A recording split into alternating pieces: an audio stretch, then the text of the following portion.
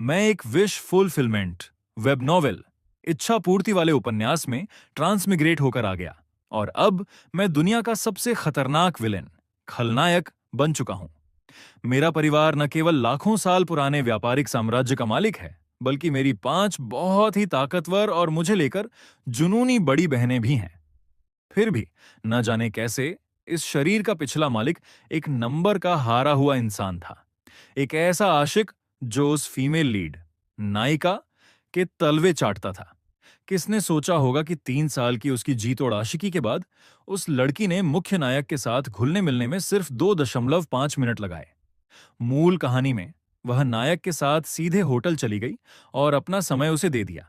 उसके बाद उसने सार्वजनिक रूप से यह घोषणा करने की हिम्मत भी की कि मैं उसे वह नहीं दे सका जो वह वास्तव में चाहती थी। क्या बेशर्मी है। अभी कैंपस के स्टेडियम में खड़े होकर जब मैंने इन नई यादों को खंगाला तो मेरा दिमाग चकरा गया। मेरा परिवार इस ड्रैगन नेशन की नंबर 1 शक्ति है। साथ ही मेरी 5 प्रभावशाली बहनें हैं जो अपने छोटे भाई पर जान छिड़कती हैं। मैं मन ही मन सोचने लगा, भाई, तेरे पास घर में 5 अप्सरा जैसी बहनें हैं, फिर तू इस लिली वेंस के पीछे कीचड़ में क्यों फंसा हुआ था? माना कि वह सुंदर है, पर इतनी भी नहीं कि अपनी जिंदगी बर्बाद कर ले। इसके अलावा मुझे पता है कि कहानी में न केवल बहनें अच्छी थीं, बल्कि एक विलेनस स्कारलेट स्टर्लिंग भी थी, जो मन ही मन मुझसे प्यार करती थी। अपनी इस नई हकीकत को स्वीकार करने के बाद मैं जोर से हंस पड़ा। पिछली जिंदगी में मैं एक कॉर्पोरेट गुलाम था। कार, घर और एक गर्लफ्रेंड के लिए मुझे आधी उम्र लग गई और सिर्फ एक वर्क कॉल की वजह से ध्यान भटकने पर एक कंक्रीट मिक्सर ने मुझे दूसरी दुनिया में पहुंचा दिया। मैंने तुरंत अपने भविष्य का मास्टर प्लान बनाया।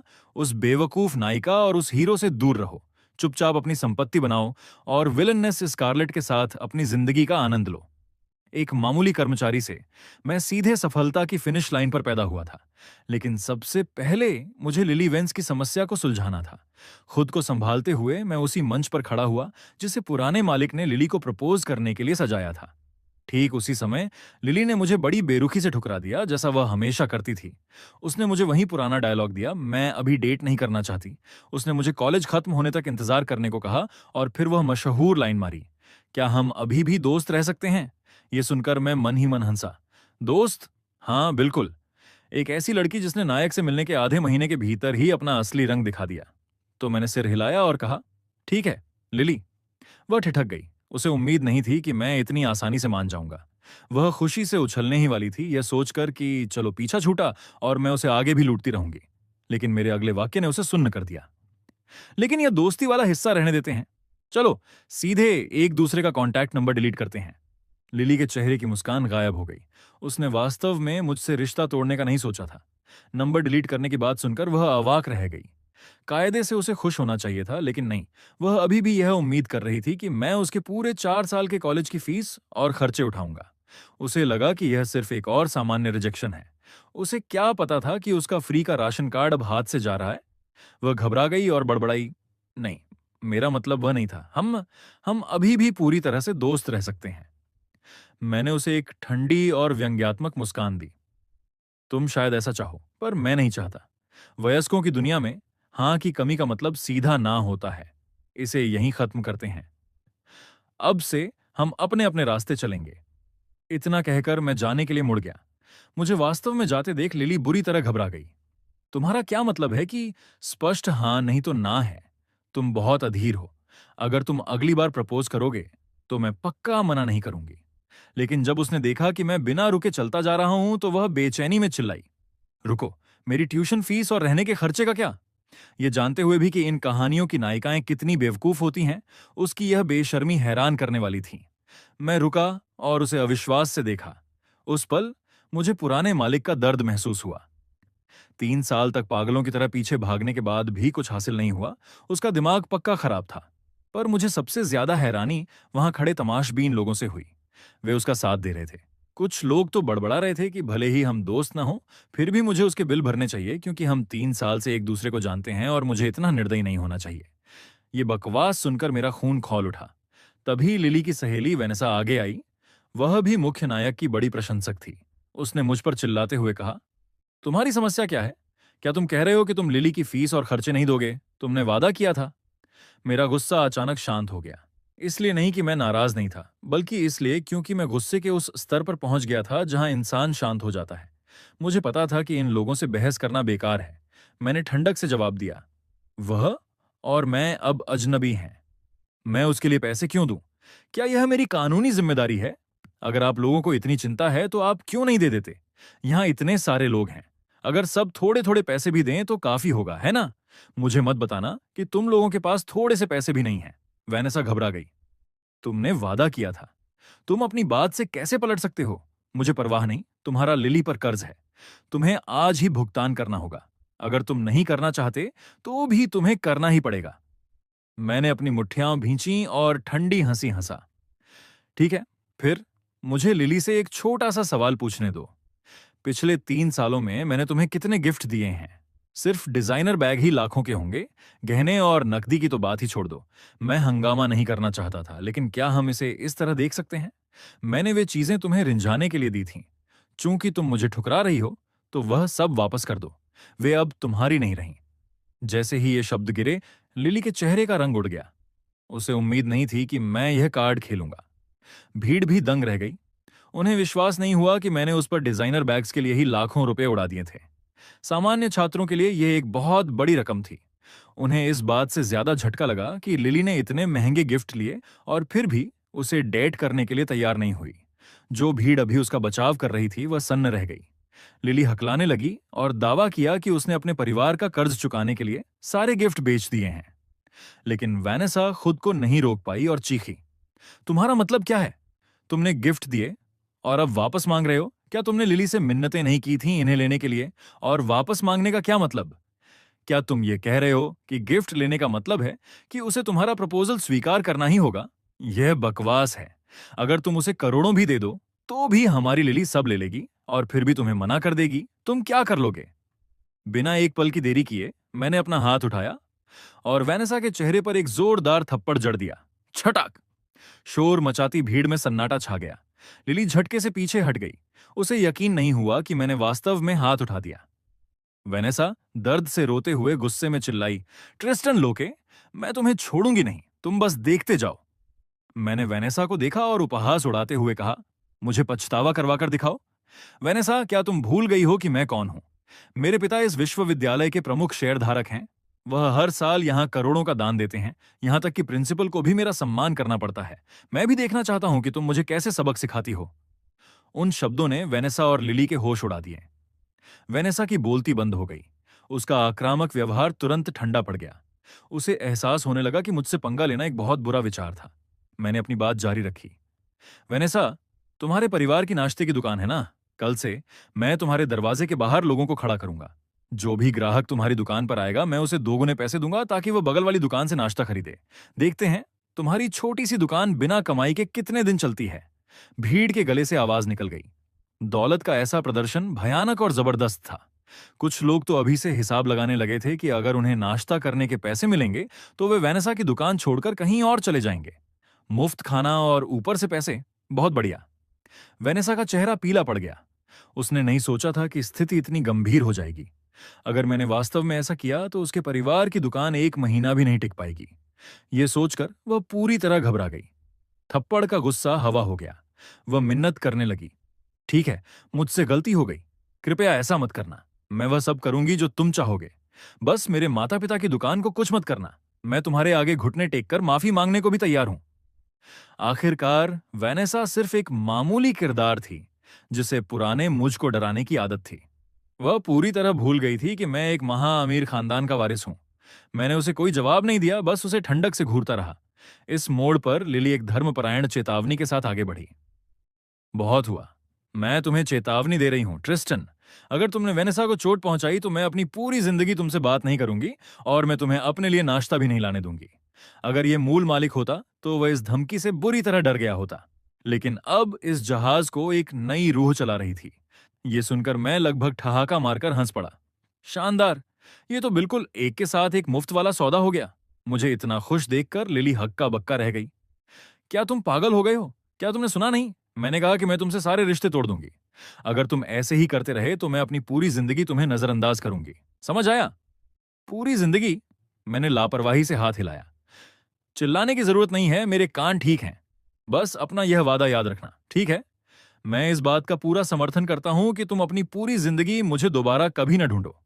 इतना कहकर मैंने शांति से वेनेसा पर एक नजर डाली और वहां से जाने लगा, जैसे उसका कोई अस्तित्व ही ना हो। वेनेसा पूरी तरह घबरा गई। ट्रिस्टन, जाओ मत। तुम सच में मेरे माता पिता की दुकान बर्बाद नहीं करोगे ना? तुम ऐसा नहीं कर सकते। मैं तुमसे भीख मांगती हूं, मुझसे गलती हो गई। उसे लगा था कि लिली मुझे झुकने पर मजबूर कर देगी, लेकिन उसे उम्मीद नहीं थी कि मैं इतना बेरहम और अडिग रहूंगा। हताशा में वो आगे बढ़ी और मेरा पैर पकड़ लिया। मैंने नीचे वेनेसा को देखा, जो किसी झोंक की तरह मुझसे चिपकी थी। अपने गंदे हाथ मुझसे दूर हटाओ। वेनेसा जिद पर अड़ी रही। नहीं, मैं तब तक नहीं छोड़ूंगी जब तक तुम वादा नहीं करते कि तुम मेरी दुकान को हाथ नहीं लगाओगे। ठीक उसी समय कहानी का नायक डेमियन स्टोन भीड़ को चीरते हुए अपनी ग्रैंड एंट्री की। उसे देखते ही लिली और वेनेसा की आंखें चमक उठी। वेनेसा ने तुरंत मेरा पैर छोड़ा और डेमियन की ओर दौड़ गई। डेमियन ने वेनेसा को एक आत्मविश्वास भरी हीरो वाली मुस्कान दी। डरो मत, उसे अपना तमाशा करने दो, मैं इस मामले को अंत तक संभाल लूंगा। बस एक साधारण सा वाक्य, और वेनेसा को लगा जैसे उसे अपना मसीहा मिल गया हो। उसने डेमियन को पूजनीय नजरों से देखा। तुम कमाल हो डेमियन, मुझे तुम पर पूरा भरोसा है। फिर वह मुड़कर मेरी तरफ देखकर मुस्कुराई। तो क्या हुआ अगर तुम्हारे पास पैसा है? डेमियन के सामने तुम्हारी कोई औकात नहीं है ट्रिस्टन। लिली भी करीब आई और चिंतित होकर बोली, डेमियन, क्या तुम्हारे पास कोई योजना है? ट्रिस्टन का परिवार बहुत अमीर है, शायद मुझे उससे फिर से बात करनी चाहिए। वह ऐसा दिखावा कर रही थी जैसे उसे डर हो कि डेमियन मेरा निशाना बन जाएगा। लेकिन डेमियन आत्मविश्वास से लबालब था।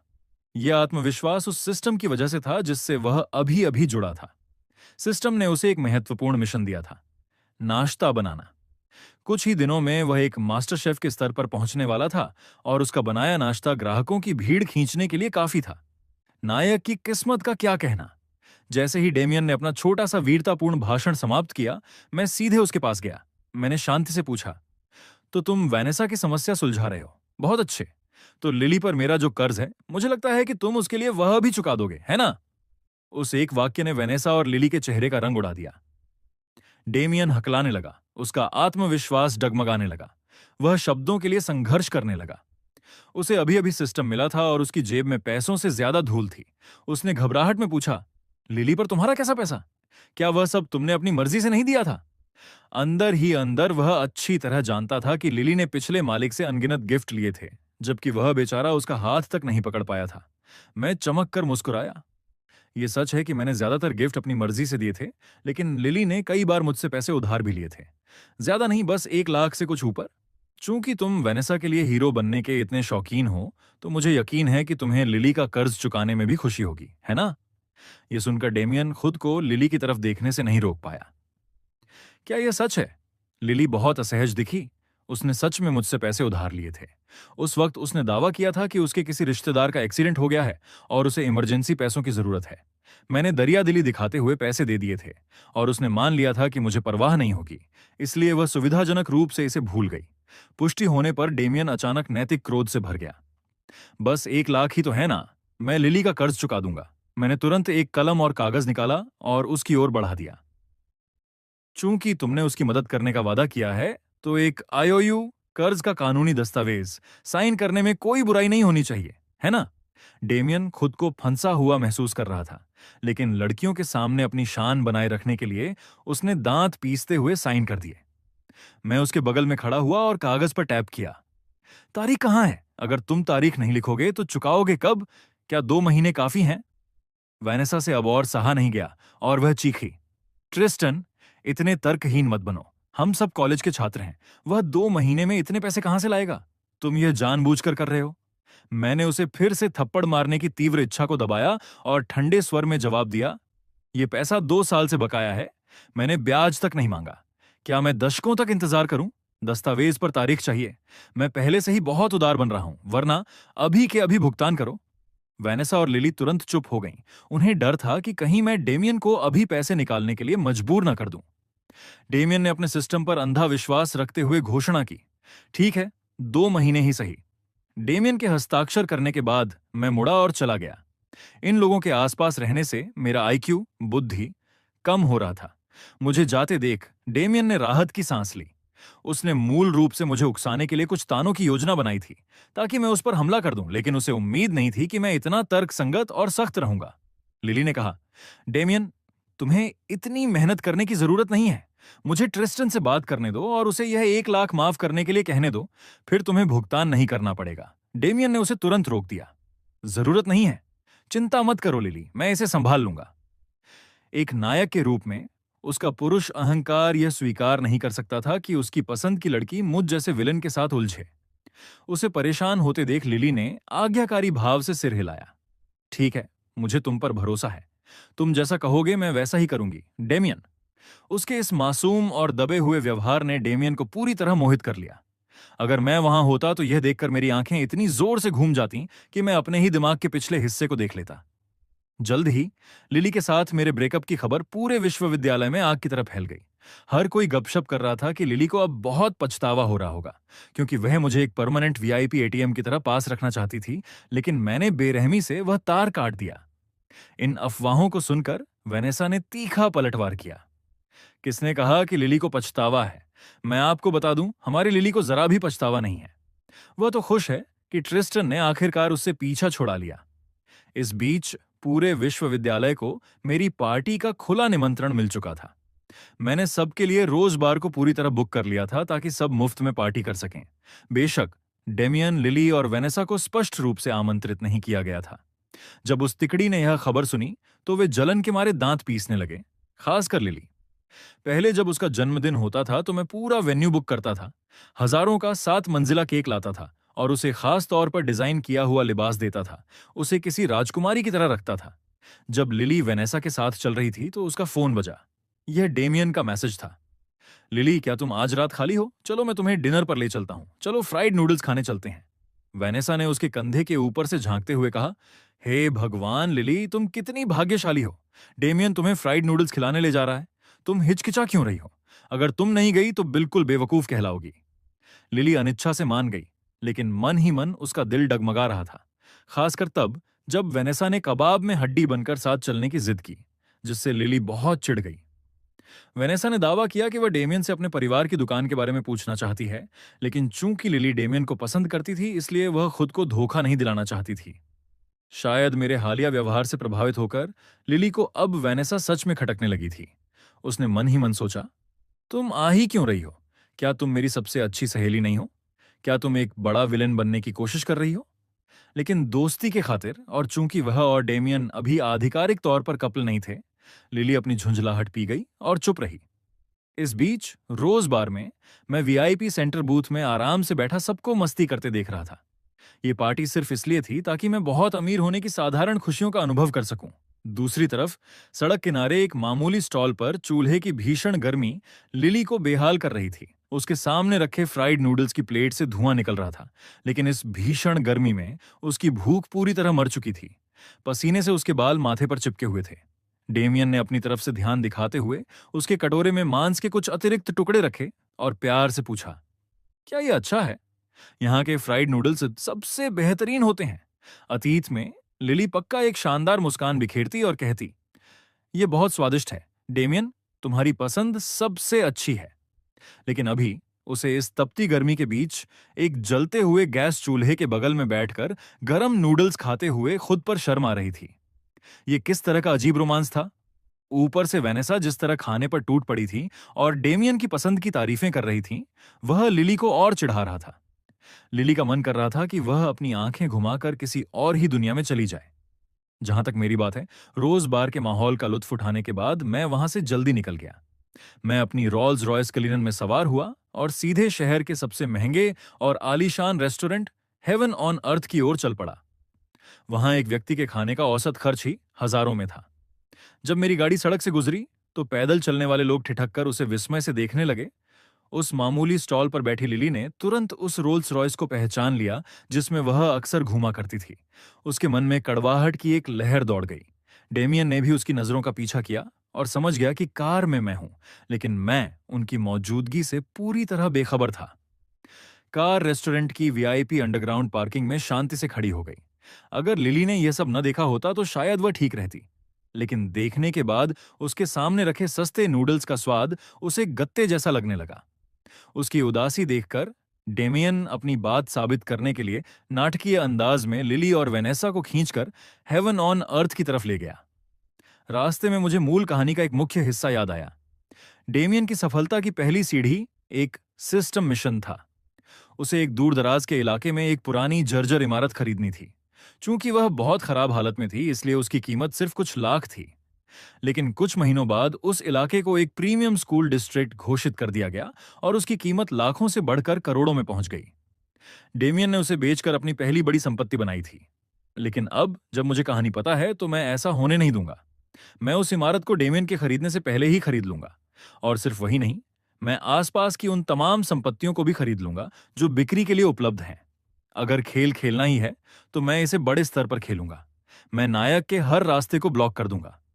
मैं कल्पना कर सकता हूं कि डेमियन अपने मुट्ठी भर पैसे लेकर मिशन पूरा करने दौड़ेगा और उसे पता चलेगा कि वह एक ईंट तक नहीं खरीद सकता। यह सच में कॉमेडी होगी। हालांकि यह मेरी पहली प्राथमिकता नहीं थी। ऐसी शानदार पृष्ठभूमि के साथ दूसरी जिंदगी मिलने का मतलब था कि पहले इसका आनंद लिया जाए। सिर्फ महंगा खाना ही काफी नहीं था। बचपन को चमकम महीना में मुझे जमकर शॉपिंग करनी थी। मेरे अंदर का शॉपहॉलिक बाहर निकलने के लिए बेताब था। पहले फिल्मों में देखते हुए मैं हमेशा सपने देखता था कि एक लग्जरी स्टोर में जाऊं और चीजों की तरफ इशारा करके कहूं, ये सब पैक कर दो। पिछली जिंदगी में किराने की दुकान पर कुछ रुपए खर्च करने के लिए भी मुझे मानसिक गणित करना पड़ता था ताकि महीने के अंत में भूखा ना रहना पड़े। लेकिन अब मैं कार्ड को तब तक स्वाइप कर सकता था जब तक कि उसमें से धुआं न निकलने लगे। मेरे पॉकेट मनी अकाउंट में ही लाखों रुपए थे। अगर मैं सब खर्च भी कर दूं तो क्या? मैं बस अपने परिवार से और मांग लूंगा। कहानी के अनुसार मेरा परिवार बेहिसाब अमीर था, लेकिन लिली को पाने के चक्कर में पुराने मालिक ने परिवार से पैसे लेने से मना कर दिया था। उसने अपने माता पिता से झगड़ा तक कर लिया था, जिससे वे हैरान थे कि उनका बेवकूफ बेटा अपनी जेब खर्च के बजाय मामूली पैसे कमाने पर क्यों अड़ा है। कारण, लिली ने एक बार कहा था कि उसे वे मर्द पसंद हैं जो आत्मनिर्भर होते हैं और शून्य से अपना करियर बनाते हैं। तो अरबों का वारिस होने के बावजूद वह विज्ञापन के पर्चे बांटने का काम करने लगा ताकि लिली उसे अलग नजर से देखे। परिणाम, शून्य। इस मूर्खता का एहसास होते ही मैंने घर जाकर परिवार से सुलह करने का फैसला किया। लेकिन वापस जाने से पहले मुझे उनके लिए उपहार खरीदने थे। इसलिए मैं अपने बॉडीगार्ड्स ब्रूनो और टाइसन को लेकर सीधे लग्जरी बुटीक की ओर चल दिया। रास्ते में मैंने मुड़कर देखा तो डेमियन, लिली और वेनेसा सड़क के दूसरी ओर एक स्टॉल के बाहर खड़े थे। उन्हें वह सस्ता खाना खाते देख मैं मन ही मन हंसा, उन्हें नजरअंदाज किया और आगे बढ़ गया। लेकिन वे तीनों शांत नहीं थे। डेमियन अपने ठंडे और कूल मिजाज को बनाए रखने की कोशिश कर रहा था। वेनेसा मन ही मन गालियां दे रही थी, पर लिली को एक खालीपन सा महसूस हो रहा था। उसने सोचा, ट्रिस्टन ने मुझे देखकर भी अनदेखा क्यों कर दिया? क्या उसे जलन नहीं होनी चाहिए? क्या उसे यहां आकर मुझे घर ले जाने की जिद नहीं करनी चाहिए थी? इस तरह इग्नोर करना बहुत ज्यादा है। मैं अब उससे कभी बात नहीं करूंगी। लिली को बहुत बुरा लग रहा था।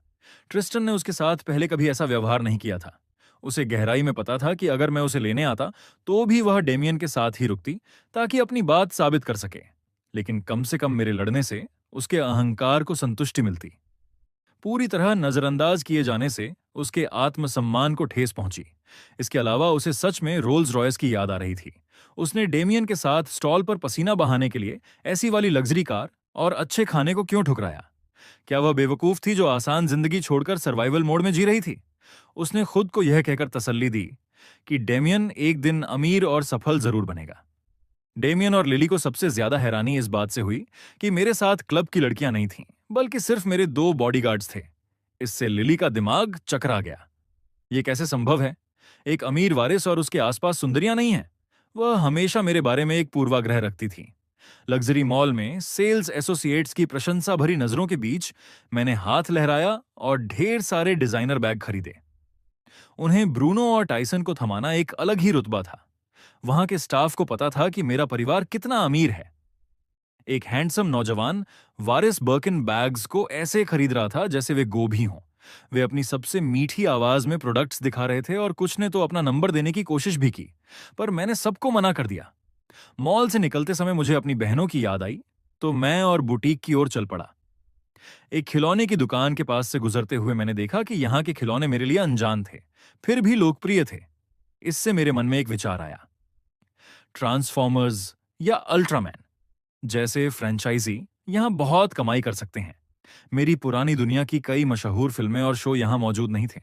मुझे पैसे कमाने की असीम संभावनाएं दिखीं। अचानक मेरे मन में एक अपना साम्राज्य खड़ा करने की इच्छा जगी। इस बीच लिली, डेमियन और वेनेसा अनजाने में मेरा पीछा कर रहे थे। वेनेसा अभी भी अपनी दुकान वाली बात को लेकर कड़वाहट में थी, लेकिन डेमियन की चापलूसी कर रही थी। डेमियन नायक वाले अंदाज में आत्मविश्वास से मुस्कुरा रहा था। लिली को वेनेसा की चापलूसी अब चिढ़ाने लगी थी। वह चिल्लाना चाहती थी, वेनेसा, तुम बहुत ज्यादा कर रही हो। लेकिन अपनी इज्जत बचाने के लिए वह बस मन ही मन आह भरती रही कि आखिर ट्रिस्टन यह सब सामान किसके लिए खरीद रहा है। तभी वेनेसा ने जैसे उसके मन की बात पढ़ ली। लिली, क्या तुमने देखा? ट्रिस्टन घबराया हुआ है। लिली चौंक गई। तुम्हारा क्या मतलब है? डेमियन भी उत्सुक दिखा। वेनेसा ने आत्मविश्वास से विश्लेषण किया। सोचो बुद्धू, हमने उसे कल रात गिफ्ट खरीदते देखा था ना। वह ये सब डिजाइनर बैग और कंगन तुम्हारे लिए माफी मांगने के तौर पर खरीद रहा है। क्या तुम भूल गई कि वह पहले तुम पर कितने गिफ्ट्स की बारिश करता था? यह सुनकर लिली के दिमाग की बत्ती जली। सही बात है। अतीत में भी जब ट्रिस्टन उसे गिफ्ट देता था तो वह इसी तरह दुकानों में घूमता था। उसके अंदर उत्साह की एक लहर दौड़ गई। अगर ट्रिस्टन सच में माफी के लिए यह सब खरीद रहा था तो शायद वह उसे थोड़ा माफ कर दे। लेकिन फिर उसे डेमियन का ख्याल आया। वह उसे जलन महसूस नहीं होने दे सकती थी, तो उसने तुरंत नाटक किया। भले ही वह गिफ्ट लेकर माफी मांगे, मैं उन्हें स्वीकार नहीं करूंगी। उसने मेरी सहेली और डेमियन के साथ बहुत बुरा किया है। मैं उसे कभी माफ नहीं करूंगी। उसने घमंड से अपनी ठुड्डी ऊपर की। वेनेसा खुश हो गई और डेमियन को भी मानसिक संतुष्टि मिली। साथ ही उसने मन कसम खाई, ट्रिस्टन लोके, जो तूने आज मेरे साथ किया उसका बदला मैं 10 गुना चुकाऊंगा। डेमियन ने मुझे अपना कट्टर दुश्मन मान लिया था। उसे पूरा यकीन था कि मैं लिली को कभी नहीं छोड़ पाऊंगा। अगले कुछ दिनों तक वह वेनेसा की दुकान पर जाकर अपना पहला सिस्टम मिशन पूरा करने और काम सीखने का इरादा रखता था। उसे पता था कि यह उसके साम्राज्य का पहला कदम है। एक सिस्टम के साथ हारना नामुमकिन था। इधर शॉपिंग खत्म करने के बाद मैं ब्रूनो और टाइसन के साथ रोल्स रॉयस में बैठकर घर की ओर निकल गया। इस दृश्य को उन तीनों ने देखा। वेनेसा ने तिरस्कार से देखा, लेकिन लिली हक्की बक्की रह गई। ट्रिस्टन ने इतना सब सामान खरीदा, लेकिन एक बार मुड़कर मुझे देखा तक नहीं। वह अभी चला गया। आखिर वैसा क्यों नहीं हो रहा जैसा वेनेसा ने कहा था? अगर वे तोहफे मेरे लिए नहीं थे तो किसके लिए हैं? क्या ट्रिस्टन किसी और को पसंद करने लगा है? क्या वह इतनी जल्दी आगे बढ़ गया? लिली को यह सोचकर जलन और गुस्से का दौरा पड़ा कि मैं बहुत ही अनुचित व्यवहार कर रहा हूं, लेकिन विडंबना यह थी कि उसने अपने मन में डेमियन के नंबर बढ़ा लिए। डेमियन की वफादारी के मुकाबले ट्रिस्टन उसे एक नंबर का घटिया इंसान लगा। डेमियन बस इस बात से खुश था कि मैं वहां हंगामा करने नहीं आया। इससे उसे अपनी ताकत जुटाने का समय मिल गया। उसे पता था कि बोर्ड पलटने के लिए उसे बस थोड़े से समय की जरूरत है। वेनेसा ने, जैसा कि उम्मीद थी, अब यह कहना बंद कर दिया कि वे तोहफे लिली के लिए थे। मेरा मिजाज, हालांकि, बहुत ही शानदार था। मैंने अपनी 5 बहनों के लिए तोहफे खरीदे और माता पिता को भी नहीं भूला। इस बार मैंने अपने परिवार के साथ पूरी तरह से सुलह करने का फैसला किया था। मैं पुराने मालिक की तरह जिद्दी और बेवकूफ नहीं बनने वाला था। सच तो यह है कि हाथ में शॉर्टकट होते हुए कांटों भरे रास्ते पर चलना मूर्खता की पराकाष्ठा है। पुराना मालिक दौलत में पैदा हुआ था, लेकिन लिली के आत्मनिर्भर पुरुष वाले भाषणों ने उसका ब्रेन वॉश कर दिया था। मैंने अपनी पिछली जिंदगी में एक मामूली कर्मचारी के रूप में काफी दुख झेले थे। अगर कोई मुझसे कहे कि मेरे पास अरबपति पिता, आलीशान बंगले, स्पोर्ट्स कारें और एक पूरा साम्राज्य तैयार है, तो मैं खुशी के आंसू रोने लगूं। मुझे अभी भी समझ नहीं आ रहा था कि पुराना मालिक लिली के पीछे इतना क्यों पागल था। शहर सुंदर लड़कियों से भरा पड़ा है और लॉक परिवार की शक्ति के साथ क्या वह किसी को भी नहीं चुन सकता था? जैसे ही मैंने लॉक फैमिली मेंशन हवेली में कदम रखा, वहां की भव्यता देखकर मैं दंग रह गया। इससे पहले कि मैं एक शब्द भी कह पाता, जूड़ा बनाए एक बेहद शालीन महिला दौड़ती हुई बाहर आई। मेरा बच्चा ट्रिस्टन घर आ गया। यहां आओ, मां तुम्हारे लिए सेब छील देती है। ये पुराने मालिक की मां मार्गरेट लॉक थी। लगभग 50 की होने के बावजूद उन्होंने खुद को बहुत अच्छे से मेंटेन किया था और उनसे राजसी गरिमा झलक रही थी। मैंने शांति से पूछा, मां, डैड कहाँ हैं? तुम्हारे पिता अपने स्टडी रूम में हैं, मार्गरेट ने जवाब दिया। मैं सीधे थियोडोर लॉक के स्टडी रूम की ओर बढ़ गया। दरवाजा धकेलते ही वह बिल्कुल वैसा ही दिखा जैसा किताब में बताया गया था। थोड़े सफेद बाल, तीखे कपड़े और अखबार पढ़ता हुआ एक प्रभावशाली व्यक्तित्व। मैंने बहुत ही सहजता से कहा, डैड, मुझे कुछ पॉकेट मनी चाहिए। थियोडोर ठिठक गए। उन्होंने अखबार नीचे किया और मुझे सदमे में घूरने लगे। बेटे, क्या तुमने यह नहीं कहा था कि तुम्हें हमारे पैसे नहीं चाहिए? क्या तुम किसी मुसीबत में हो? रुको, क्या यह पैसा उस लिली वेंस नाम की लड़की के लिए है? थियोडोर के मन में लिली के लिए रत्ती भर भी प्यार नहीं था। मैंने तुरंत इनकार किया। नहीं, मेरा लिली वेंस के पीछे भागना अब खत्म हो गया है। थियोडोर दंग रह गए। मार्गरेट, जो अभी अभी सेब लेकर अंदर आई थी, सदमे में उसने सेब नीचे गिरा दिया। वह आगे दौड़ी। ट्रिस्टन, क्या तुम सच कह रहे हो? मैंने शांति से सिर हिलाया। हाँ मां, 100% सच। अपने माता पिता से तगड़ी रकम लेने के बाद मैं बाहर निकल गया। मुझे पता था कि आगे क्या होने वाला है। डेमियन अपना मिशन पूरा करने और अपनी पहली बड़ी कमाई करने के लिए वैनेसा की दुकान की ओर जा रहा था। जाहिर है, मैं उसे सफल नहीं होने देने वाला था। मैंने इसे संभालने के लिए ब्रूनो और टाइसन को भेज दिया। अभी मेरे लिए सबसे महत्वपूर्ण महिला स्कारलेट स्टर्लिंग थी। अगली सुबह स्कारलेट ने खबर सुनी कि मेरा लिली के साथ ब्रेकअप हो गया है। वह अपने डेस्क पर सिर झुकाए बैठी थी और सुस्ती से पेन घुमा रही थी। उसने सोचा, ट्रिस्टन क्या सोच रहा है? क्या उसने सच में लिली को छोड़ दिया? क्या इसका मतलब है कि मेरे पास कोई मौका है? मुझे लिली से जलन होती है कि ट्रिस्टन जैसा लड़का 3 साल तक उसके पीछे पागल रहा।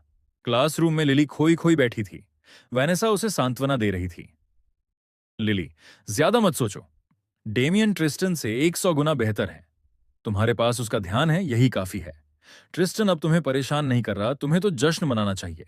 इन शब्दों ने लिली के अहंकार को थोड़ा शांत किया।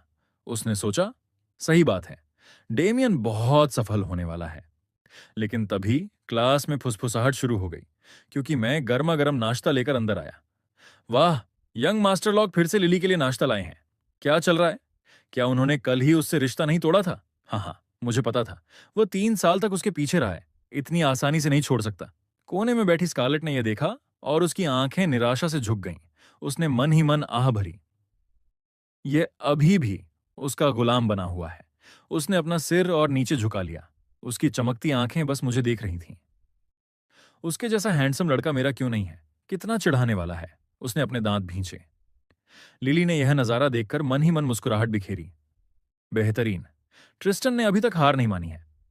वह नाश्ता लेने के लिए लगभग अपनी सीट से उठ ही गई थी, लेकिन फिर उसने खुद को रोका और सीधे बैठकर मेरा इंतजार करने लगी। उसने फैसला किया कि इस बार वह रूखा व्यवहार नहीं करेगी। वह मुझे एक मीठी मुस्कान के साथ थैंक यू कहेगी। वैनेसा मजे ले रही थी, जबकि बाकी क्लास ड्रामा देखने का इंतजार कर रही थी। जैसे ही मैं लिली के पास से गुजरा, उसके होंठ थोड़े खुले। थैंक यू बिल्कुल उसकी जुबान पर ही था, लेकिन मैं रुका नहीं। मैं सीधे उसके पास से निकल गया। पूरी क्लास सन्न रह गई। उन्होंने देखा कि मैं सीधे आखिरी बेंच की तरफ गया, स्कारलेट के पास। उसकी बेहद हैरान नजरों के सामने मैंने खाना आगे बढ़ाया। स्कारलेट, मैं तुम्हारे लिए नाश्ता लाया हूं, गरम गरम खा लो। स्कारलेट का दिल जोर जोर से धड़कने लगा। वह खाली नजरों से मुझे देखने लगी। उसे यकीन नहीं हो रहा था कि यह सच है। आसपास के लोगों की आंखें फटी की फटी रह गईं। जहां तक लिली की बात है, उसके दिमाग में जैसे विस्फोट हो गया। उसका सदमा स्कारलेट से कहीं ज्यादा बड़ा था। ट्रिस्टन किसी और लड़की को नाश्ता दे रहा है। उसके मन में दुख की एक तीव्र लहर उठी। वह नाश्ता उसका होना चाहिए था। उसके दिमाग में वे अनगिनत पल घूमने लगे जब मैं उसके लिए नाश्ता लाता था। ऐसी चीज जिसे उसने हमेशा हल्के में लिया, और बाद में जिससे वह चिढ़ने लगी थी। मेरी उपस्थिति उसे परेशान करती थी, लेकिन अब जब मैं रुक गया तो वह इसे बर्दाश्त नहीं कर पा रही थी। तुमने कहा था कि तुम मुझसे हमेशा प्यार करोगे, और अब तुमने मुझे छोड़ दिया।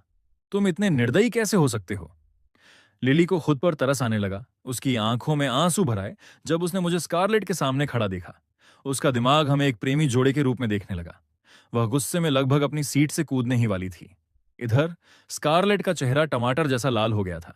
उसकी बड़ी बड़ी आंखें उस लड़के को विस्मय से देख रही थीं जिसे उसने 3 साल से गुप्त रूप से प्यार किया था। उसे अभी भी यकीन नहीं हो रहा था कि यह नाश्ता वास्तव में उसके लिए था। ट्रिस्टन, क्या यह सच में मेरे लिए है? उसने बड़ी सावधानी से पूछा।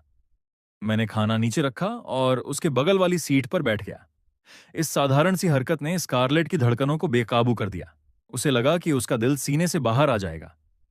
मैं स्टर्लिंग परिवार की बड़ी बेटी हूं, उसने खुद को याद दिलाया और शांत रहने की कोशिश की, लेकिन खुशी इतनी ज्यादा थी कि वह काबू खो रही थी। क्या ट्रिस्टन ने मेरी वजह से लिली को ठुकराया? स्कारलेट की कल्पना उड़ान भरने लगी, लेकिन फिर उसने खुद को संभाला। इतनी जल्दी तो वह उसे नहीं भूल सकता, उसने धीरे से कहा। शुक्रिया ट्रिस्टन। अगर स्कारलेट के अमीर दोस्तों ने उसे इस हाल में देखा होता तो वे हैरान रह जाते। स्कारलेट अपनी दबंगई और आजादी के लिए मशहूर थीं। उसकी एक झलक किसी के भी पसीने छुड़ाने के लिए काफी थी। अपने लाल बालों और परफेक्ट मेकअप के साथ वह किसी रानी जैसी लगती थी। लेकिन मेरे सामने वो एक भीगी बिल्ली जैसी मासूम बन गई थी। स्कारलेट ने और कुछ नहीं कहा, उसका दिमाग सुन्न था। उसने मशीन की तरह वह पोर्क बन और सोया मिल्क उठाया जो मैं लाया था। आमतौर पर वह स्ट्रीट फूड को बहुत तैलीय बताकर शिकायत करती थी, लेकिन आज उसे वह किसी 5 स्टार खाने जैसा लगा। स्कारलेट को इतनी मासूमियत से खाते देख मैं भी जोश में था। मेरा मन कर रहा था कि पुराने मालिक पर चिल्लाऊं। तुम्हारे पास ये इतनी प्यारी और बिंदास लड़की यहां थी और तुम उसे छोड़कर लिली के पीछे भाग रहे थे। क्या तुम अंधे थे? मैं अपना सिर झुकाकर उसे देख रहा था। वह सिर नीचे किए चुपचाप नाश्ता कर रही थी। उसके लाल बाल उसके कंधों पर गिर रहे थे। मेरी नजरों को महसूस कर वह और भी ज्यादा शर्मा गई। हम एक प्यारे से खामोश पल में बैठे थे जब तक कि वह और बर्दाश्त नहीं कर पाई। उसने धीरे से मेरी ओर झांका। क्या बात है ट्रिस्टन? अभी उसमें एक विलननेस के कोई लक्षण नहीं थे। वह बस प्यार में डूबी एक बहुत ही प्यारी लड़की थी। मैं चमक कर मुस्कुराया। कुछ नहीं, बस सोच रहा था कि तुम खाते हुए बहुत प्यारी लगती हो। तुरंत ही स्कारलेट का चेहरा पूरी तरह लाल हो गया। उसने कोई बहस नहीं की, बस अपना चेहरा और झुका लिया। बाकी क्लास अभी भी सुबह के इस सोप ओपेरा को पचाने की कोशिश कर रही थी। लिली अपने होंठ चबा रही थी और बेहद दुखी दिख रही थी। नाश्ता खत्म हो गया। स्कारलेट चुपचाप सोया मिल्क पीने लगी। मैंने भी ज्यादा कुछ नहीं कहा। लिली चाहे जितना भी मुंह फुला ले, वह कुछ नहीं कर सकती थी। सुबह की क्लासें निकल गईं, पर स्कारलेट ने एक शब्द भी नहीं सुना। वह इस कशमकश में थी कि क्या उसे मुझे बाहर ले जाने के लिए पूछना चाहिए। मेरी हरकतों ने उसे पूरी तरह हिला दिया था, लेकिन वह डरी हुई थी कि कहीं मैं लिली को जलाने के लिए उसका इस्तेमाल तो नहीं कर रहा। यह सोचकर उसने मुंह फुला लिया। दूसरी ओर लिली का दिमाग एक कबाड़खाना बन चुका था। क्या ट्रिस्टन ने सच में मेरा पीछा करना छोड़ दिया है? उसने इसे स्वीकार करने से मना कर दिया। वैनेसा फिर से बोली, लिली चिंता मत करो, मुझे यकीन है कि ट्रिस्टन सिर्फ नाटक कर रहा है। कैसा नाटक? लिली ने मासूम बनने का नाटक किया। वेनेसा ने एक विशेषज्ञ की तरह विश्लेषण किया। सोचो, हमने उसे कल रात गिफ्ट खरीदते देखा था ना, और आज वह जानबूझकर तुम्हें अनदेखा करके उस स्कारलेट को नाश्ता दे रहा है। वह स्कारलेट के करीब कब से हो गया? वह साफ तौर पर तुम्हें जलाने की कोशिश कर रहा है। वेनेसा का तर्क लिली को सही लगा। वह सही कह रही है। उसने 3 साल तक मेरी गुलामी की है। वह रातों रात नहीं बदल सकता। वह पक्का नखरे दिखा रहा है। तो तुम्हारा मतलब है कि वह मेरा पीछा करना जारी रखेगा? लिली का चेहरा खिल उठा। बिल्कुल, वेनेसा ने जवाब दिया। वह तुम्हारा पालतू कुत्ता था। वह बिना वजह नहीं छोड़ेगा। और वैसे भी तुम्हारे पास डेमियन है। अगर ट्रिस्टन रुक भी जाए तो किसे परवाह है? लिली की मुस्कान थोड़ी फीकी पड़ी। डेमियन? उसने 1 सेकंड के लिए सोचा और तय किया कि डेमियन अभी भी बेहतर विकल्प है। लेकिन वह खुद को पीछे मुड़कर मुझे देखने से नहीं रोक पा रही थी। मुझे स्कारलेट के साथ हंसते बोलते देख उसका खून खौल उठा। घटिया इंसान, दूसरी लड़की के साथ फ्लर्ट करके मुझे जलाने की कोशिश कर रहा है। मैं स्कारलेट के बगल में बैठा मुस्कुरा रहा था। स्कारलेट, क्या तुम आज रात खाली हो? चलो मैं तुम्हें डिनर पर ले चलता हूं। स्कारलेट की पलकें झपकीं। डिनर? अचानक बुलावा क्यों? उसे अभी भी समझ नहीं आया था। मुझे कुछ असाइनमेंट से समझ नहीं आ रहे हैं। उम्मीद थी कि तुम मुझे ट्यूशन दे पाओगी। क्या तुम खाली हो? मैंने एक शानदार बहाना बनाया। स्कारलेट ने एक पल के लिए सोचा। ओह, समझ गई, मैं खाली हूं। लेकिन अगर हम बाहर खा रहे हैं तो मेरी तरफ से दावत होगी। आखिरकार तुमने आज मुझे नाश्ता कराया है। शुक्रिया ट्रिस्टन, मैं वास्तव में बहुत खुश हूं। मैंने बात आगे बढ़ाई। ठीक है, पढ़ाई के अलावा मुझे असल में तुमसे कुछ बिजनेस, व्यापार के बारे में चर्चा करनी है। उस शाम एली डिवाइन जेनिथ रेस्टोरेंट के एक प्राइवेट डाइनिंग रूम में मैं और स्कारलेट बैठे थे।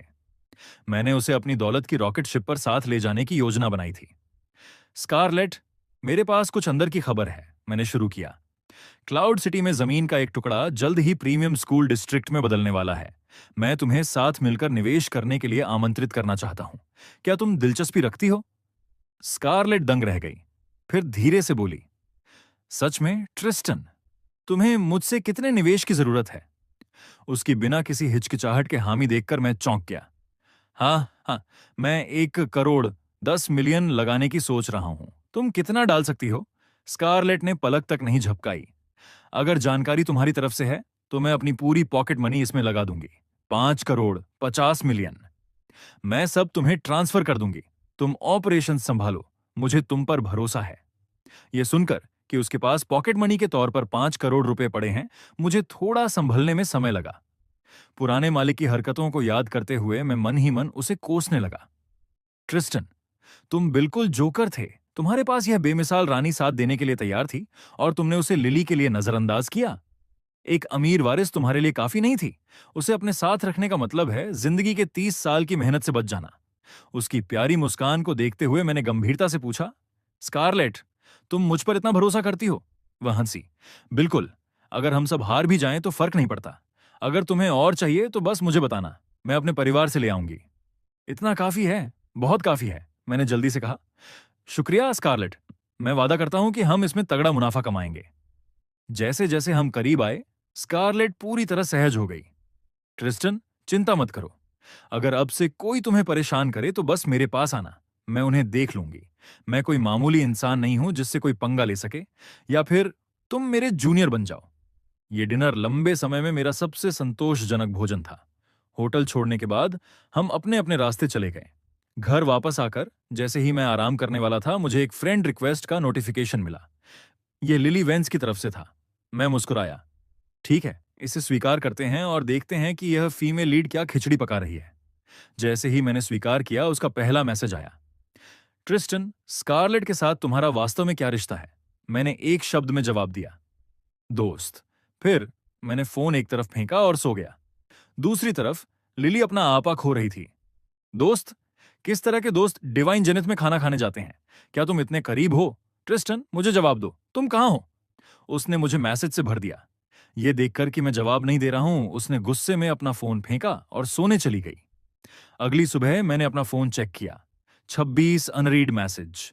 मैंने अपनी आंखें घुमाई। क्या यह पागल है? मैंने सबको इग्नोर किया, स्कारलेट के साथ अपनी चैट खोली और गुड मॉर्निंग भेजा। स्कारलेट ने तुरंत जवाब दिया, गुड मॉर्निंग ट्रिस्टन। उसी समय लिली जागी, अपना फोन उठाया और देखा कि मेरा कोई जवाब नहीं आया। उसने सोचना शुरू किया कि शायद वह अतीत में मेरे प्रति बहुत कठोर थी। कुछ मानसिक कसरत के बाद वह सुपरमार्केट गई और एक जोड़ी ब्लैक फिशनेट स्टॉकिंग्स, काली जालीदार जुराबें, खरीदी। उसने खुद से बुदबुदाया, ट्रिस्टन लोके, मुझे यकीन नहीं है कि तुम इसे देखकर भी खुद को रोक पाओगे। इस बीच वैनेसा की नाश्ते की दुकान पर वैनेसा एक मीठी मुस्कान के साथ डेमियन का अपने परिवार से परिचय करा रही थी। मम्मी, पापा, ये डेमियन है, मेरा सहपाठी। ये यहां मदद करने आया है। उसके माता पिता हैरान दिखे। मदद? किस तरह की मदद? वैनेसा ने गंभीरता से कहा। जाहिर है, बिजनेस में। डेमियन ने अपना सबसे नेक चेहरा बनाया। अंकल, आंटी, मुझे नाश्ता बनाने का बहुत शौक है। बस आप मुझे सिखा दीजिए और मैं गारंटी देता हूं कि मैं सबसे स्वादिष्ट नाश्ता बनाने में मदद कर सकता हूं। इससे पहले कि माता पिता कुछ कहते, वेनेसा का व्यस्त भाई विक्टर उपहास उड़ाते हुए हंसा। अरे भाई, क्या तुम गंभीर हो? नाश्ता बनाना आसान लग सकता है, लेकिन इसमें हुनर चाहिए। क्या तुमने कभी खाना बनाना सीखा है? नहीं, डेमियन ने जवाब दिया। मैंने पहले कभी चावल भी नहीं बनाए, विक्टर काम जारी रखते हुए बोला। तो बिल्कुल नहीं। भले ही हमारी दुकान अभी थोड़ी मंदी में है, हमें तुम्हारी मदद की जरूरत नहीं है। वेनेसा, अपने दोस्त को ले जाओ और कहीं घूमो। मम्मी, पापा और मैं व्यस्त हैं। डेमियन विक्टर की बातों पर नाराज नहीं हुआ। उसने अपनी हल्की मुस्कान बनाए रखी, एक नायक वाली, वहीं चिर परिचित तिरछी मुस्कान। वेनेसा को अपने भाई का लहजा पसंद नहीं आया। वह चिल्लाई, विक्टर, तुम क्या कह रहे हो? डेमियन बहुत प्रतिभाशाली है। फिर वह अपने माता पिता के सामने गिड़गिड़ाई, मम्मी, पापा, बस इसे सिखा दीजिए। हमें सच में अभी उसकी मदद की जरूरत है। उसके पिता उलझन में दिखे। हमें उसकी मदद की जरूरत क्यों है? दुकान पर कोई बड़ा संकट नहीं है। तुम क्या बात कर रही हो? उसकी मां अधीर हो रही थी। ठीक है वेनेसा, ये लो 100 रुपये। अपने दोस्त को शॉपिंग पर ले जाओ। वेनेसा को समझ नहीं आ रहा था कि वह कैसे समझाए। वह कैसे कहती, सुनो मम्मी पापा, मैंने एक बहुत अमीर खानदान के वारिस को गुस्सा दिलाकर बड़ी मुसीबत खड़ी कर दी है, जो अब हमारे ग्राहकों को हमसे सामान न खरीदने के लिए दोगुने पैसे दे रहा है और हमें जानबूझकर कंगाल करना चाहता है। वह इतनी तनाव में थी कि एक वाक्य भी नहीं बोल पा रही थी। उसका परिवार इस बात से अनजान काम करता रहा। तभी एक ग्राहक आया। साहब, 2 मीट बन, 2 सादे बन और 1 सोया मिल्क। अभी आया। 5 रुपये हुए। उसके पिता ने खुशी खुशी जवाब दिया। लेकिन तभी बगल से एक आवाज गूंजी, अरे भाई, अगर तुम यही सब बगल वाली दुकान से खरीदो तो मैं तुम्हें 10 रुपये दूंगा। ग्राहक ठिठक गया, तुरंत सतर्क हो गया। क्यों? उस आदमी ने सीधे जवाब दिया, मेरी इस दुकान से दुश्मनी है। जब तक ये एक पैसा भी ना कमाए, मुझे परवाह नहीं कि मैं कितना पैसा जला रहा हूं। वैनेसा का पूरा परिवार सन्न रह गया। ग्राहक को लगा जैसे उसकी छोटी सी लॉटरी लग गई हो। उसने सावधानी से 10 रुपये लिए और बगल की दुकान पर चला गया। और यह सिर्फ वही नहीं था, कई और ग्राहक आए और उन्हें जाने के पैसे दिए गए। वे खुशी से झूम उठे। एक उत्सुक ग्राहक ने पूछा, अरे भाई, क्या ये रोज का काम है? उस आदमी ने सिर हिलाया और मुस्कुराया, बिल्कुल, भरोसा रखो, जब तक तुम इस दुकान से कुछ नहीं खरीदोगे, तुम हर रोज मुझसे नकद पैसे ले सकते हो। रकम बदल सकती है, लेकिन मेरे पास फूंकने के लिए बहुत पैसा है। वेनेसा का परिवार जैसे लकवाग्रस्त हो गया। उन्होंने देखा कि 1 दर्जन से अधिक ग्राहक मुफ्त पैसे लेकर वापस मुड़ गए और चले गए। विक्टर ने अपने दांत भींचे। किस नीच इंसान ने यह गंदी चाल चली है? क्या यह बगल वाली बन की दुकान है या सड़क के उस पार वाला नूडल जॉइंट? ये तो हद ही पार हो गई है। उसके पिता गुर्राए, देखते हैं कि वे कब तक मुफ्त पैसे बांटते हैं। ये तो सड़क पर पैसा फेंकने जैसा है। क्या उनका दिमाग खराब है? लेकिन वेनेसा इस समय डरी हुई थी। वह हकलाते हुए बोली, पापा, ये दूसरी दुकानें नहीं हैं। ये ट्रिस्टन लो के नाम का एक अमीर वारिस है। वह बेहिसाब अमीर है। उसके लिए कुछ महीनों या सालों तक इस तरह पैसा जलाना कोई बड़ी बात नहीं है। विक्टर दंग रह गया। क्या? उसके पिता चिल्लाए, यह अमीर वारिस हमें निशाना क्यों बना रहा है? वेनेसा, आखिर चल क्या रहा है? हमें सब साफ साफ बताओ। अपने पिता के गुस्से भरे सवालों से घिरी वेनेसा इतनी डरी हुई थी कि उसके मुख से शब्द नहीं निकल रहे थे। उसकी मां ने बेचैनी से कहा, जल्दी बताओ, क्या हुआ? विक्टर ने भी सुर मिलाया, तुमने किसे उकसाया है? हमें बताओ। जब वेनेसा लड़खड़ा रही थी, तभी मुख्य नायक डेमियन ने अपनी वही सिग्नेचर मुस्कान बिखेरते हुए शांति से कदम आगे बढ़ाया। अंकल, आंटी, मुझे समझाने दीजिए। यह वास्तव में कोई बड़ी बात नहीं है। इससे पहले कि वह अपनी बात पूरी करता, विक्टर झपट पड़ा। अपना मुंह बंद रखो। तुम हमारे पारिवारिक मामले में दखल देने वाले कौन होते हो? वेनेसा, जो डेमियन को लेकर बहुत जुनूनी थी, तुरंत बोल पड़ी, विक्टर, अपनी जुबान संभालो। डेमियन मेरा दोस्त है। अगर तुमने फिर से उसका अपमान किया तो मेरा तुमसे कोई रिश्ता नहीं रहेगा।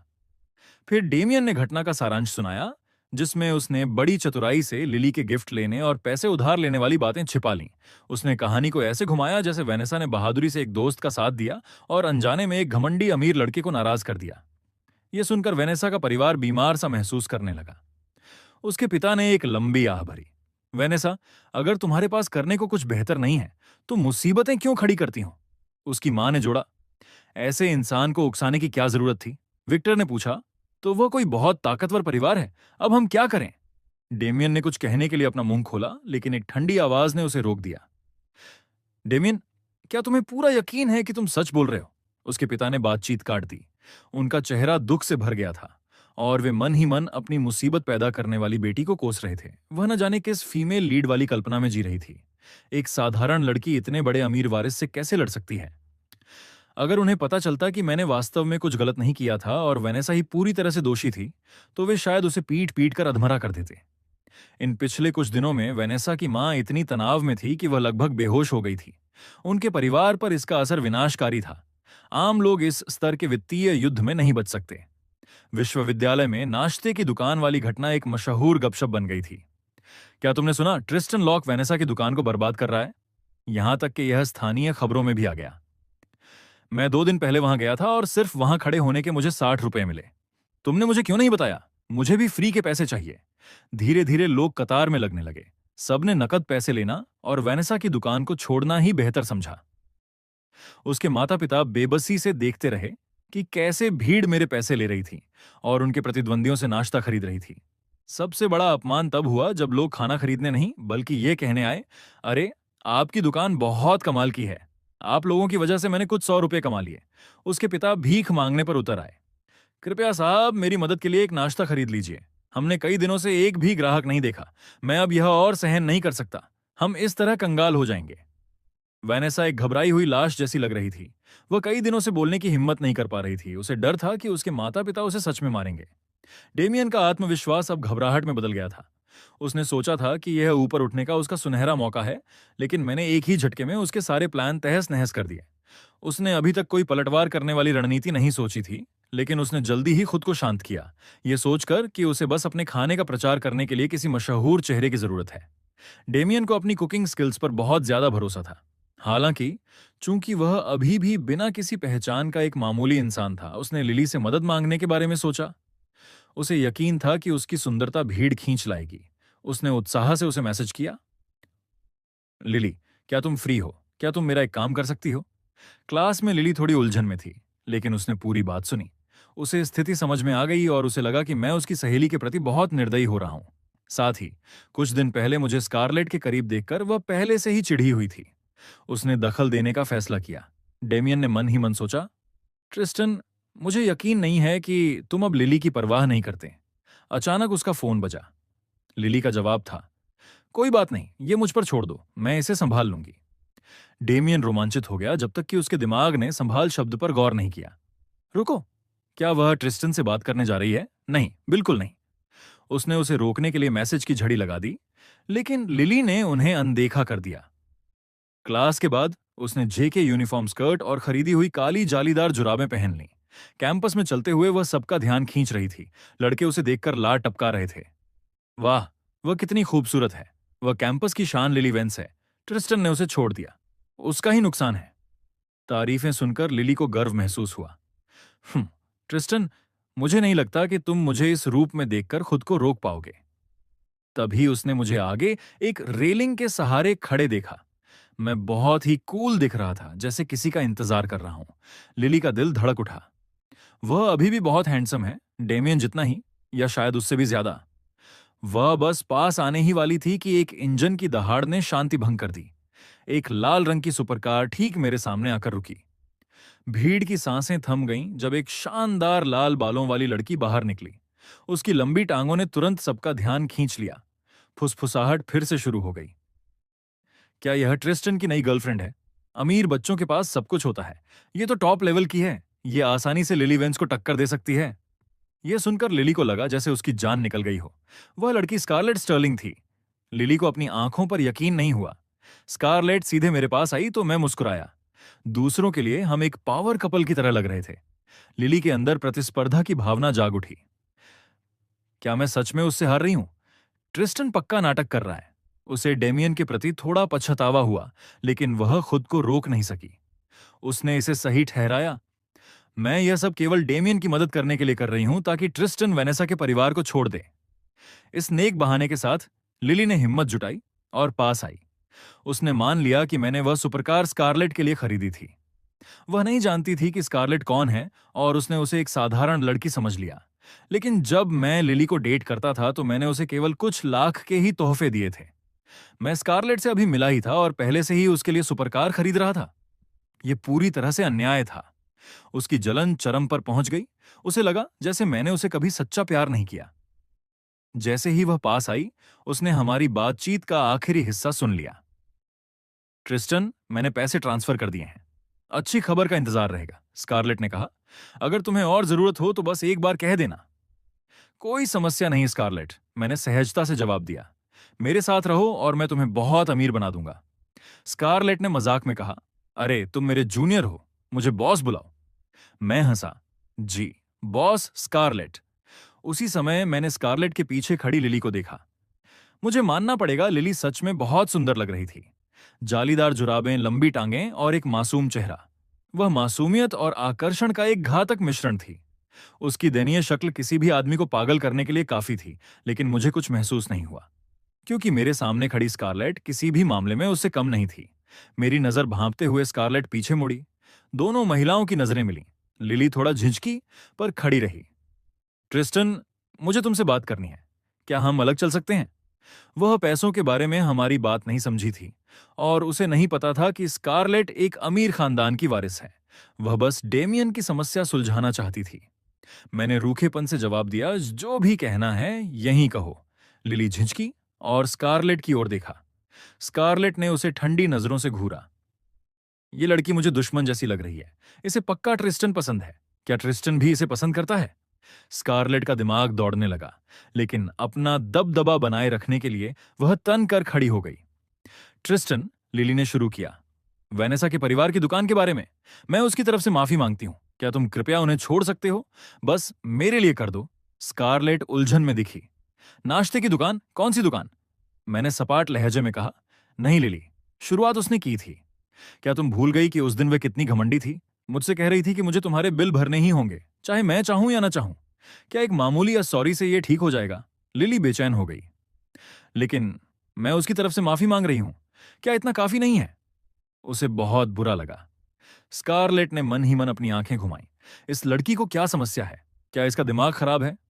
मैं हंसा। अगर माफी मांगने से काम चल जाता तो हमें पुलिस की क्या जरूरत होती? लेकिन सच कहूं तो मैंने अपना गुस्सा निकाल लिया था। वेनेसा एक मामूली किरदार थी। वैसे भी वह मेरे बड़े प्लान पर कोई असर नहीं डालने वाली थी। लिली को इतना दयनीय देखकर मुझे एक नया विचार आया। तभी लिली ने अपने दांत भींचे और एक बड़ा बलिदान दिया। ठीक है ट्रिस्टन, मैं तुम्हारे साथ डेट पर चलने के लिए तैयार हूं, क्या इतना काफी है? वह जोर से बोली। भीड़ ने उसे सुना और सब हैरान रह गए। गपशप करने वाले लोग पागल हो गए, लेकिन मैं बस मुस्कुराया और शांति से जवाब दिया, नहीं, मैं तुम्हारे साथ डेट पर क्यों जाना चाहूंगा? मुझे कोई दिलचस्पी नहीं है, किसी और को ढूंढ लो। भीड़ दंग रह गई। लिली को अपने कानों पर यकीन नहीं हुआ। जब उसने अंततः इसे महसूस किया तो वह डरावनी नजरों से देखने लगी। ट्रिस्टन, तुम मुझे मना कर रहे हो। मैं पूरी तरह शांत रहा। सिर्फ इसलिए कि तुम डेट के लिए मान गई हो, इसका मतलब है कि मुझे स्वीकार करना ही होगा। यह कैसा तर्क है? अगर तुम्हारे पास कहने को कुछ वास्तव में महत्वपूर्ण नहीं है तो मुझे परेशान करना बंद करो। मैं स्कारलेट से बात करने में व्यस्त हूं। लिली पूरी तरह टूट गई। उसे सच में लगा था कि वह मेरे दिल की एकमात्र रानी है, लेकिन उसे बेरहमी से ठुकरा दिया गया। उसकी आंखों में आंसू भर आए। तुम मुझे पसंद करते थे, मैंने अभी हां कहा। तुम मुझे मना कैसे कर सकते हो? इससे पहले कि वह अपनी बात पूरी करती, स्कारलेट से यह सब बर्दाश्त नहीं हुआ। उसने ठंडे स्वर में बीच में काटते हुए कहा, सुनो, ट्रिस्टन ने कहा कि हमें परेशान मत करो। क्या तुम बाहरी हो? अगर तुम खुद नहीं जाओगी तो मुझे तुम्हारी मदद करने में कोई बुराई नहीं है। स्कारलेट का यह बर्फीला लहजा मेरे प्रति उसके आज्ञाकारी व्यवहार से बिल्कुल अलग था। लिली ने बेबसी से मेरी ओर देखा। ट्रिस्टन, वह मुझे धमका रही है, कुछ कहो। मैंने उसे खाली नजरों से देखा। तुम अभी भी यहां क्यों खड़ी हो? क्या तुमने सुना नहीं जो स्कारलेट ने कहा? स्कारलेट मन ही मन रोमांचित थी। वह सच में उसे भूल चुका है। जैसे ही मैं स्कारलेट की ओर मुड़ा, लिली ने अपने दांत भींचे। ठीक है, आखिर मुझे ऐसा क्या करना होगा कि तुम वेनेसा के परिवार को छोड़ दो? मुझे यह दिलचस्प लगा। मैं पास गया और फुसफुसाया, डेमियन स्टोन से कहो कि वो मेरे सामने घुटने टेककर माफी मांगे। ऐसा करो और मैं उन्हें छोड़ दूंगा। लिली घबरा गई। ये पहली बार था जब उसने मेरी ओर से वास्तविक दबाव महसूस किया। कांपते हुए उसने फुसफुसाया, ठीक है, मैं डेमियन से बात करने की कोशिश करूंगी। अपना वादा याद रखना। मैं स्कारलेट के साथ वहां से चला गया। लिली मेरी पीठ को देखती रही। वह मुझे पुकारना चाहती थी, पर उसकी आवाज नहीं निकली। कहीं ना कहीं अब मेरा रुतबा डेमियन से कहीं ज्यादा बड़ा हो चुका था। नाश्ते की दुकान पर डेमियन बेचैनी से लिली की खबर का इंतजार कर रहा था। ये सोचकर कि उसकी पसंद की लड़की मुझसे बात कर रही है, उसे बहुत बुरा लग रहा था। अचानक उसका फोन बजा।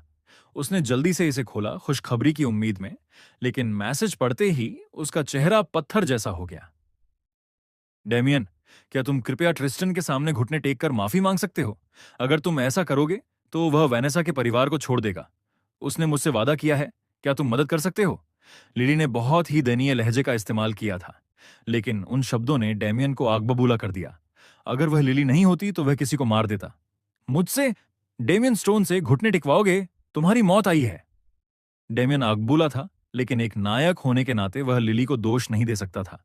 उसने अपनी सारी नफरत मेरी ओर मोड़ दी। वह कमीना ट्रिस्टन मेरी प्यारी लिली को इस तरह तड़पा रहा है। यह खत्म नहीं हुआ है। लिली, मैं तुम्हारे लिए इसका बदला लूंगा। डेमियन ने अपने दांत भींचे।